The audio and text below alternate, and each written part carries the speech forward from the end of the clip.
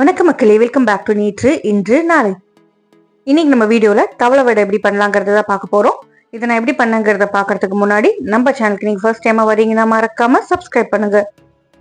தவளை வடை பார்த்தீங்கன்னா தஞ்சாவூர் பக்கம் ரொம்பவே ஃபேமஸ். வெளியில கரக்கரன்னு இருக்கும், உள்ள பருப்பெல்லாம் சேர்த்து பண்றதுனால சாஃப்டா தான் இருக்கும். இந்த வடை பண்றதுக்கு நம்மளுக்கு 4 விதமான பருப்பும் தேவை. உங்களுக்கு அடை பிடிக்கும்னா இந்த வடை கண்டிப்பா பிடிக்கும். சூடான தவளை வடையை உங்களுக்கு பிடிச்ச சட்னி கூட என்ஜாய் பண்ணுங்க.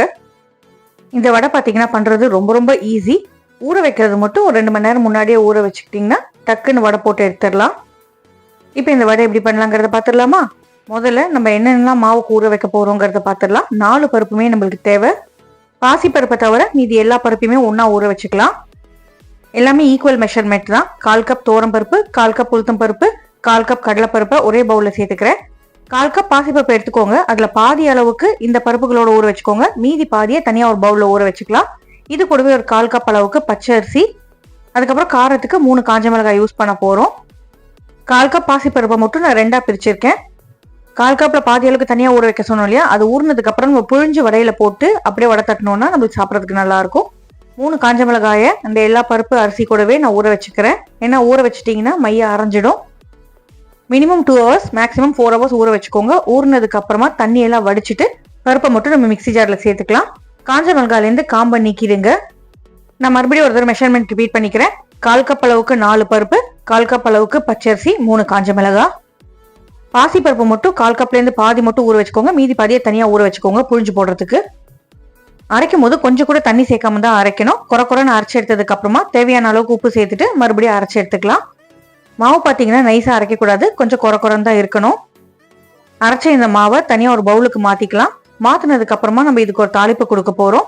தாளிக்கிறதுக்கு கடாயில் 1 டீஸ்பூன்லேருந்து 2 டீஸ்பூன் எண்ணெய் சேர்த்துட்டு சூடு பண்ணிக்கோங்க. எண்ணெய் சூடானதும் 1/2 டீஸ்பூன் அளவுக்கு கடுகு சேர்த்துக்கலாம். கடுகு நல்லா வெடிச்சதுக்கு அப்புறமா கொஞ்சமாக பெருங்காயம் சேர்த்துக்கோங்க.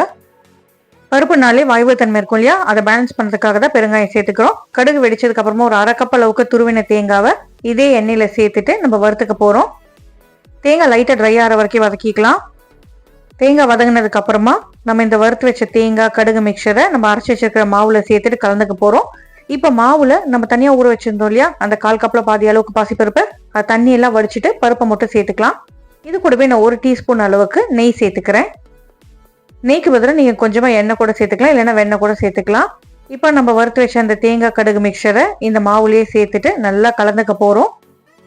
மாவு நல்லா சிங்கிள் மிக்சராக வர வரைக்கும் கை போட்டு தாராளமாக பிசைஞ்சுக்கோங்க. நல்லா பிசைஞ்சு ஈவனாக ஸ்ப்ரெட் ஆனதுக்கு அப்புறமா தான் நம்ம வடை தட்டணும். இது ஒரு டீப் ஃப்ரைட் ஸ்நாக் தான், அதனால மாவு பிசையும் போதே இந்த பக்கம் நீங்கள் கடாயில் எண்ணெய் சேர்த்துட்டு சூடு பண்ணிக்கோங்க. டீப் ஃப்ரைம் போது உங்களுக்கு வடை முழுகிற அளவுக்கு எண்ணெய் இருக்கணும். எண்ணெய் நல்லா சூடானதும் ஃப்ளேம் லோக்கு மாற்றிட்டு நம்ம கொஞ்சமாக மாவு எடுத்துட்டு கையிலே அப்படியே தட்டிட்டு எண்ணெயில் போட்டு பொரிச்சு எடுத்துக்கலாம். உங்கள் வீட்டு கடாய் சைஸுக்கு ஏற்ற மாதிரி எவ்வளோ வடை போட முடியுமோ அவ்வளோ வடை போட்டுக்கோங்க. ஃப்ளேம் எப்போவுமே லோ டு மீடியம் தான் இருக்கணும், அப்போ தான் உள்ளேயும் வேகும். இல்லைன்னா வெளியில் நல்லா கிறிஸ்பி ஆகிட்டு உள்ள மாவு அப்படியே இருக்கும். ஓரளவுக்கு உள்பக்கம்லாம் வெந்துடுத்து நீங்கள் ஃபீல் பண்ணீங்கன்னா அதுக்கப்புறமா ஃப்ளேம் ஹை பண்ணிவிட்டு நல்லா ஒரு கோல்டன் கலர் ஆகிற வரைக்கும் நீங்கள் பொரிச்சுக்கணும். 2 பக்கமும் அப்படியே திருப்பி போட்டு பொரிச்சுக்கோங்க. அப்போ தான் ஈவன் கலர் வரும். அவுட்டர் லேயர் பார்த்தீங்கன்னா நல்லா கரகரன்னு ஆனும், அது வரைக்கும் நீங்கள் எண்ணெயில் பொரிச்சுக்கணும். கரகரன்னு ஆகி கோல்டன் கலர் வந்ததுக்கு அப்புறமா எண்ணெயை வடிச்சிட்டு நம்ம எண்ணெயிலேருந்து இந்த வடையை எல்லாத்தையும் எடுத்துக்கலாம். இதே மாதிரியே எல்லா மாவையுமே வடையா போட்டு எடுத்து வச்சுக்கோங்க. முடிஞ்ச அளவுக்கு சூடா சர்வ் பண்ணுங்க, அப்பதான் வெளியில கிறிஸ்பினஸ் அப்படியே இருக்கும். பருப்பு வாசனையோட தேங்காய் ஃப்ளேவர் கூட சேர்ந்து சாப்பிட்றதுக்கு ரொம்பவே நல்லா இருக்கும். உங்களுக்கு பிடிச்ச சட்னியை தொட்டு சாப்பிட்டு பாருங்க. அவ்வளோதாங்க, நம்மளோட சிம்பிள் ஈஸி டேஸ்டியான தவளை வடை ரெடி. இந்த ரெசிபி உங்களுக்கு பிடிச்சிருந்தா உங்க வீட்டில் கண்டிப்பா ட்ரை பண்ணி பாருங்க. ட்ரை பண்ணி பார்த்துட்டு எப்படி வந்ததுங்கிறதையும் எனக்கு மறக்காம கமெண்ட்ஸ்ல சொல்லுங்க. நம்ம புழிஞ்சு போட்ட பாசிப்பருப்பு பார்த்தீங்கன்னா நம்மளுக்கு ஒரு டிஃப்ரெண்ட் டெக்ஸ்டர் ஃபீல் கொடுக்கும்.